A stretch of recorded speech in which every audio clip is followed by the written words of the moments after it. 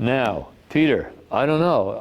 I just feel like this is really important. I'm really glad we could talk about it. Yeah, and it's important to lay hold of the distinctions that the council makes. And so going back to Lumen Gentium 16, if we could, Ralph, you said that it's possible for someone to be saved if certain conditions were met. Could you just review those quickly, Sure. what those are? Yeah, if it's not our fault that we haven't heard the gospel, if we're seeking God and want to sincerely know who He is and what His will is, and if we're saying yes to the grace He's giving us to live according to the light of our conscience, because God gives to every human being some instinct for right and wrong, but it's very hard for us to follow that instinct without the help of God's grace. So if we're responding to God's grace, there's a possibility that we could say a yes that really connects us with the saving grace of God. You emphasized, you said supernatural faith, supernatural charity. What exactly do you mean? Yeah, well, what the footnote says, it's not just any kind of like metaphysical faith in God. Oh yeah, I believe in God, I'm okay.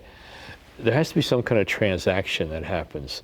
And by supernatural faith, it means God giving some light that evokes from us the capacity of saying a yes that isn't just a yes to a truth, but it's also a yes to the authority behind the truth, the person who's communicating the truth, that involves some kind of yes to God Himself in a salvific, saving way, that releases in us the grace to be able to live according to the light of our conscience, the grace to be able to live a life of justice and charity in some measure. Yeah, and there's something in supernatural faith and supernatural charity, correct me if I'm wrong, that there's a communication, not just of information from God, Right. but something of God's life Himself. You know, Right. in Him was life, and the life was the light of men. Yeah. And that light that you're talking about, there's a deep connection between Yeah. the light and the very life of God. Right. And what we need is God's life, don't we? I mean, Right. and something of that starts to get communicated, Yeah. is what you're saying. Yeah. Which is why Buddha can't communicate that, Muhammad can't communicate that, Nietzsche can't communicate. Nobody can do that except God. Yeah. And that's the only thing that saves Yeah. is God's Right. action Yeah. and His gift, right?